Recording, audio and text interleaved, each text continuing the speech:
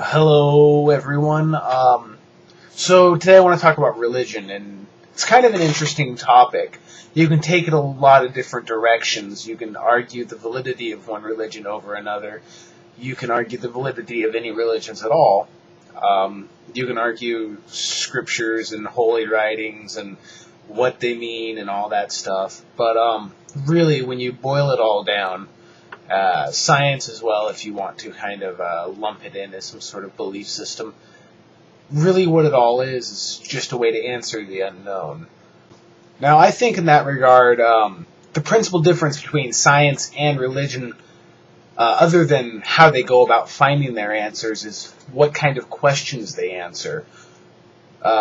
Science seems to try to answer the when, the where, and the how, while religion attempts to answer the who and the why, or so it seems to me. But I seem to like Thunderfoot's take on science and rationalism in general, and stating that essentially science and rationalism is responsible for every technological advance that we have right now. So I would say in that regard, 1 point science. What I want to explore is, why does it matter that I believe what you believe, or that you believe what I believe? Now, I can see a Christian having an imagined moral imperative to save his atheist, agnostic, Jew, Muslim, Hindu, Buddhist, Taoist, Hellenistic worshipping pagan friend. I mean, if I sincerely thought someone I cared about was doing something mind-blowingly stupid and throwing away their life or their future or whatever, I would try to stop them myself. But regardless of the imagined moral imperative, where does that innate drive come from? Atheists want to argue with Christians, and other theists want to argue with each other about which religion or which God's right. Where does this drive come from? Well, when I debate anything, I'm participating in cultural evolution. I'm having an impact. I'm exchanging ideas. It may not be a significant impact of any sort. The person may go right back to believing whatever they believed before. But by participating in an intelligent discourse, one can be exposed to new ideas, re-examine their own ideas in new lights, and somehow improve their own life. Cultural evolution happens. Fashion is a small part of it. Language is a large part of it. I wish to push people to use their minds, to not live an unexamined life. But we as humans have a very interesting trait.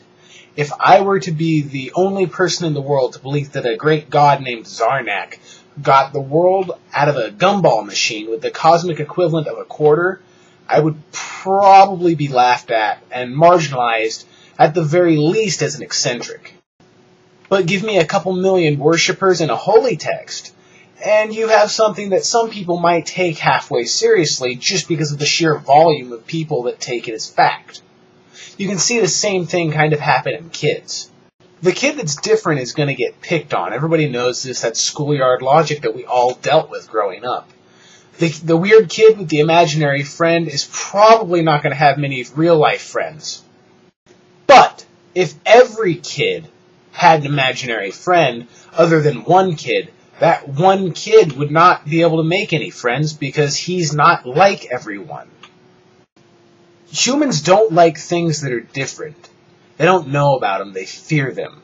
Stranger danger worked just as well for the early hunter-gatherer groups as well as a 5-year-old. We want people to accept us. We want people to believe what we believe.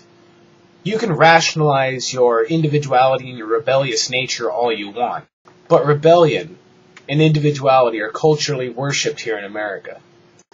Anyway, I've kind of meandered off topic, but essentially what I'm trying to say is people want to fit in. They want to believe what others believe. They want to be believed. They don't want to be all alone. They don't want the pressure of being the only one who believes what they believe. There are, always variants and people who just don't want to be part of anything. But those are rare. Those are, those are marginalized people. They don't fit the normal spectrum. But in general, people want to identify with something larger than them, whether that is a religious group or a sports team or a country. We're, tribal people. We're herd animals. I said it before, I'll say it again.